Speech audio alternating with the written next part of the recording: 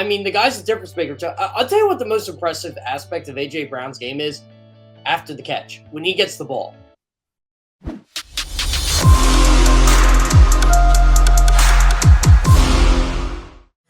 Happy Halloween, Eagles fans, but we're playing tricks, playing treats. Yesterday in the Eagles blowout win over the Pittsburgh Steelers. Yes, I said blowout. They took care of them. Tone DeShields, my man, Jeff Kerr, CBS Sports here. Still tired from being at the game yesterday, but that's all right. It's a typical Monday for me. Tone, my first impressions on the Eagles game were best team in the NFL took care of business. Man, they just continue to show why they are, like you said, the best team in the NFL. And that's because they're the most complete. You think about, and look, there's very busy football weekend, you guys. So much to really get into, man. Like my man Jeff Kerr said, you guys are locked in the Good Morning NFC East. And, man, first and foremost, your Philadelphia Eagles took the Pittsburgh Steelers to the woodshed.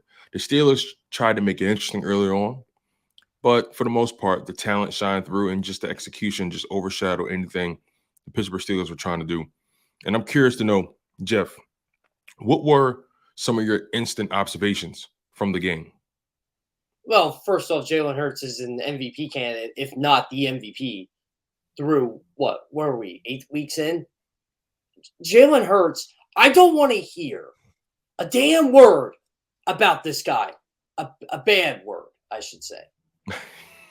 I said damn because you know where I'm going with this, Tone. You know where I'm going. There's always someone negative. I had someone negative yesterday when Jalen Hurts, the first quarterback in Eagles history to win 10 consecutive games. Yeah, you got the playoffs. If I would have said playoffs, but I didn't. That's not the stat. NFL stats go by regular season. Jalen Hurts is the only quarterback ever for the Philadelphia Eagles to win 10 consecutive games. Oh, and by the way, he dominated yesterday. 4 touchdown passes. Probably could have had 5 or 6.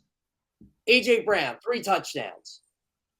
Took Minka Fitzpatrick and Akil Witherspoon to lunch yesterday. Oh, yeah. That deep ball was on, Tone. That deep ball was on yesterday. I mean, I'll tell you what. I knew Hurts and Brown were going to have a good game when A.J. Brown just basically – and Brown admitted it. I didn't think Brown knew where the ball was on the first touchdown, right? I don't think he knew Hurts was throwing it to him. He looked up. There's a catch point. I'm like, oh, okay, I think Brown's going to get this. Yeah, he got it. And that was just the start of a banner day for A.J. Brown is one of the top 5 receivers in football. Jalen Hurts is top 5 quarterback in football, Tone. Eagles are a top 5 offense. I mean, Miles Sanders had 9 carries for 78 yards yesterday. He averaged almost 9 yards a carry, right? Yeah, think about that. He only had like 10 rushing yards. The Eagles only ran the ball 6 times in the first half, and they still were able to just put up points at will. I mean, Pittsburgh's not a good football team. We know that, but the Eagles just take care of business, Tone. Look, I know this is a short week.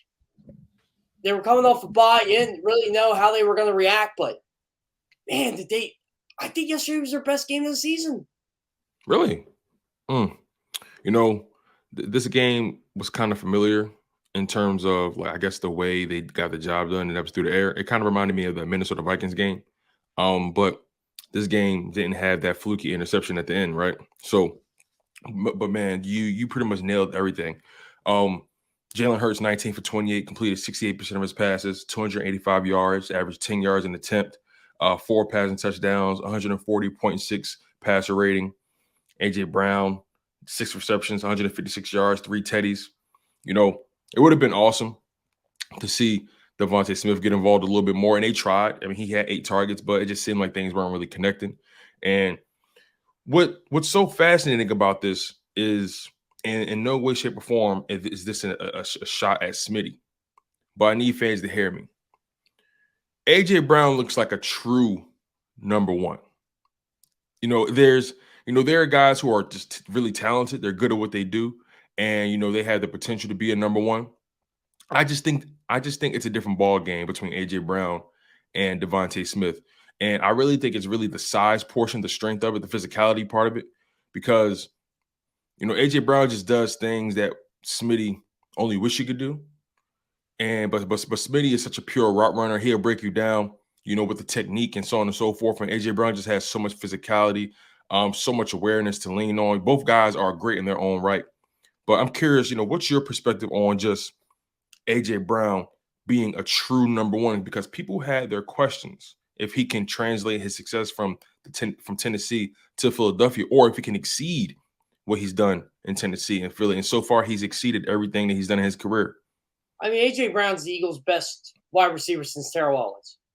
Bottom line. I mean, he's got the most yards since Terrell Owens. He catches touchdowns on the regular.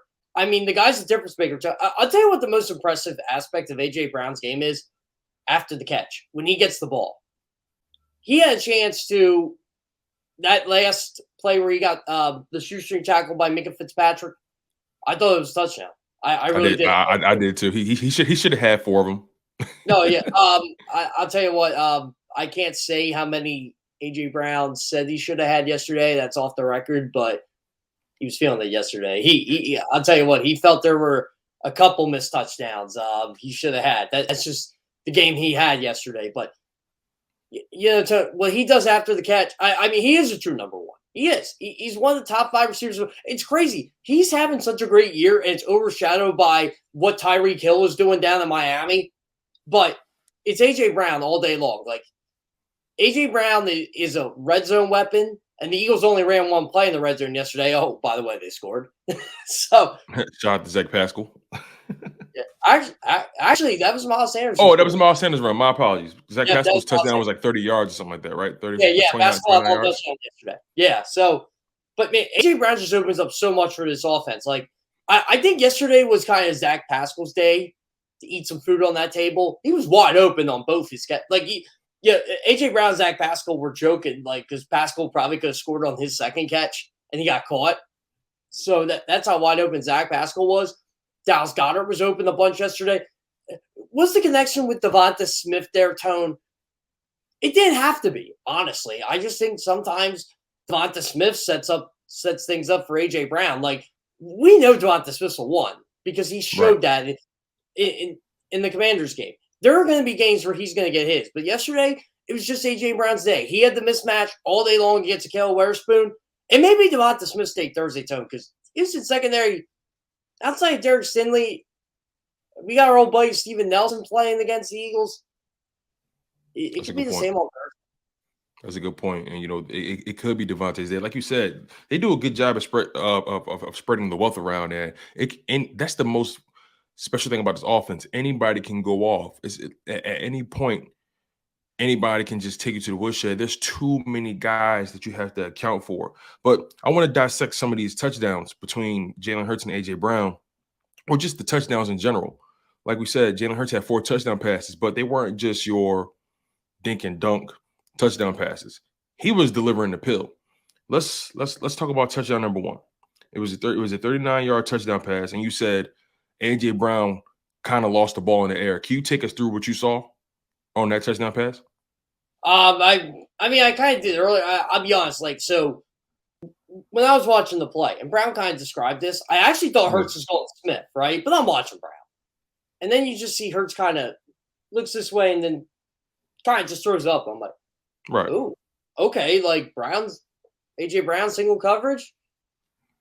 And then it wasn't single coverage. It ended up being double coverage. But Hurts put the ball on the money. He floated up there. And again, where I sit is right where the catch point is in the press box. And I'm like, ooh, like, Brown's going to get this. Like, I don't think Minka's going to outjump him here. Oh, it wasn't even close. So that's the first big touchdown. I mean, Jalen Hurts did not have a touchdown less than 25 yards yesterday. And that's what I want to key in on. That's why I brought up these touchdowns, right? His touchdown passes weren't fluky. They weren't just your dink and dunk. He was dropping bombs. Those are considered deep shots. Those are considered big plays. No touchdown passes are fluky. It's the National Football League. No touchdown passes are fluky. It's the National Football League. It's hard to do. But you're right. It felt like watching Peyton Manning. It was a video game, honestly. It felt like a video game. Yeah, It looked like Peyton Manning or Kurt Warner throwing a touchdown pass yesterday. Like, everything was a bomb. Everything was a highlight. And Jalen Hurts leaps and bounds better than he was last year. Leaps and bounds. And I thought he was a very good quarterback last year. But this year, you're adding that to his game. He doesn't have to run the ball as much anymore. Yesterday was the offense the I'm glad Eagles. you brought that up. Yeah. Yesterday was so the glad Eagles. You brought that up. Yep. It's funny, Tone. That was the offense the Eagles envisioned. That's what they envisioned with Jalen Hurts. What you saw yesterday. Throwing the ball around, beating teams, not relying on the run. It was a I'll tell you what, Tone. I'm speechless by how well Hurts played yesterday. I really am, because he's that good. He's that good of a football player. Bottom line. Yeah. And also, like you mentioned, he didn't run the ball that much. He only ran the ball twice. And the Pittsburgh Steelers, they were blitzing. They were blitzing on almost every play. They were sending 5-minute minimum almost every single play. And Jalen Hurts stood back there and he delivered the rock. And I think that was my biggest takeaway, coming out of the bye week, or that was the biggest adjustment, I guess you'll say. Well, two major adjustments. One, the way Jalen Hurts responded to the blitz, because they say he's one of the lesser quarterbacks against the blitz. And then also the fact that they continued to pile it on in the second half. They put up 14 points in the second half, which is fairly good for a team that was up big in the first half to begin with. So I think that's pretty good. You responded with a touchdown in each quarter. So I'm perfectly fine with their scoring output in the second half. But man, Jalen Hurts getting it done with his arm, letting his legs take a rest. And I'm not sure if that was intentional because of the Thursday game, but whatever the game plan was, Jalen Hurts executed it perfectly.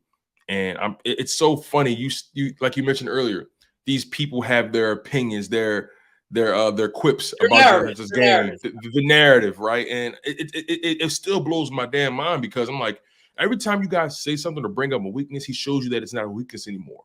Just what's your thoughts on the way Jalen Hurts has continued to respond to not only the pressure, but also the naysayers and people who just don't know what they're talking about?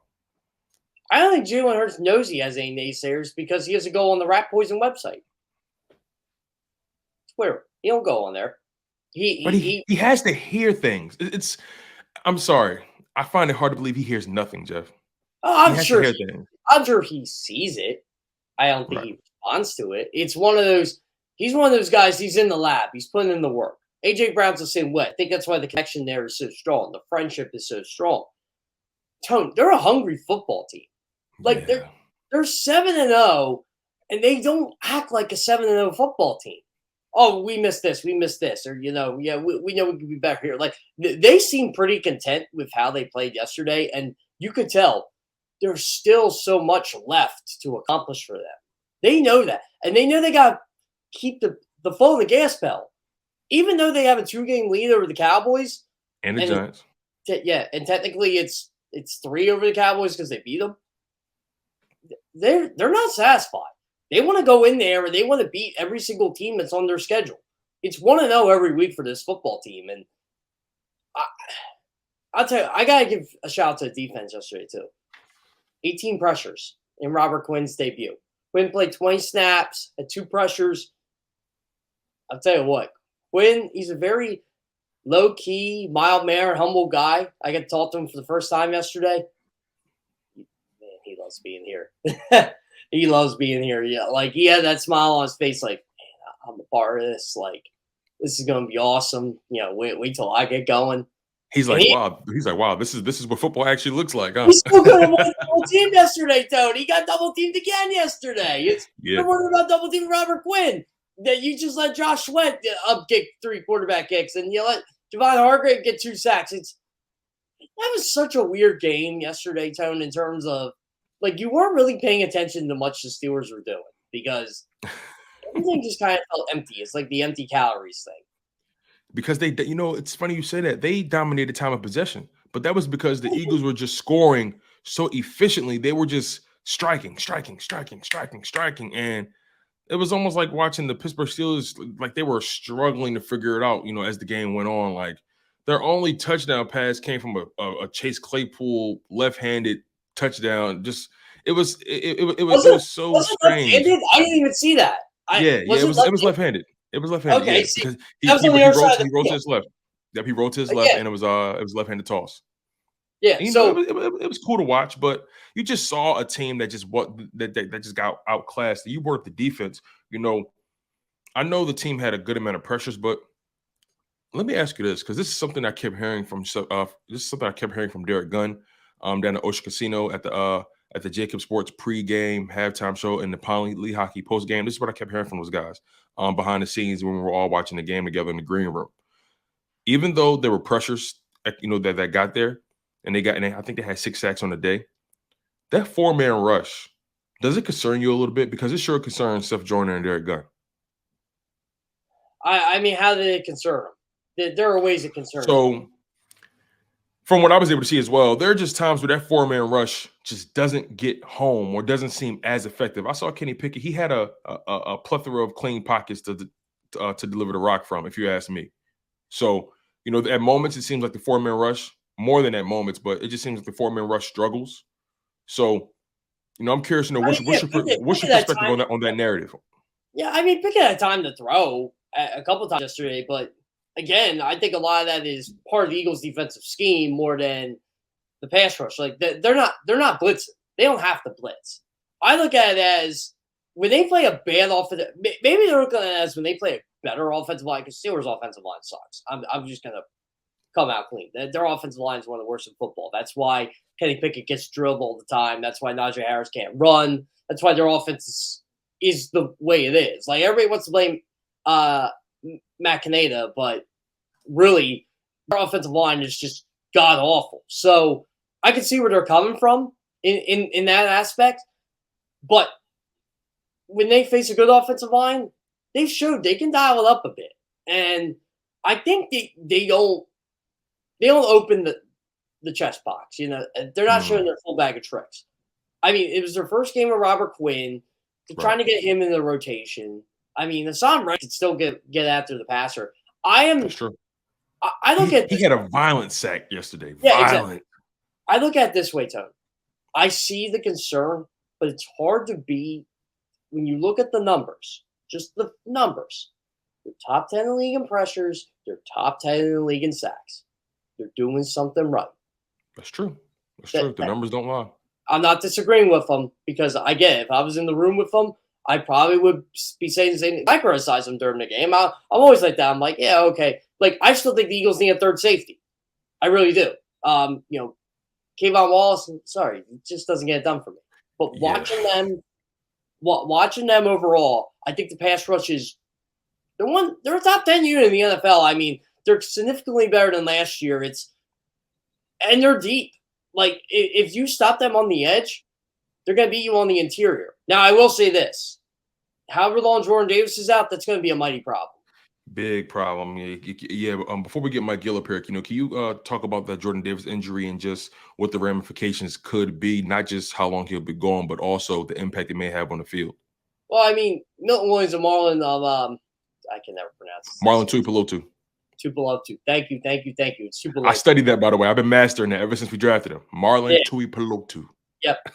See, I should know that, and I don't. It's one of those. Again, you cover over 1,000 players, but yeah, honestly, like they're gonna have to step up. They're gonna have to step up. Like I think the run game's going to be a little diminished here, and you might see that Thursday with the Texans, who are one of the better run blocking teams with Dameon Pierce. But overall, like hopefully Jordan Davis isn't out too long because you're gonna have an 11 days for Washington. I don't think he's gonna be back by then, to be honest. It is a high ankle sprain. Yeah. So we'll see, but it's just a crucial injury to have. Like that's like one of those injuries you're like, you never want an injury to begin with, but that's the injury where you're just like, why him? Like not him. Not a guy like that. He's a big guy. He's a big guy. He's such an impactful player on that defense. It's a shame. I mean, I hope he gets back by Thanksgiving for the stretch run, but I think there's going to be a weakness in that defense for a little bit.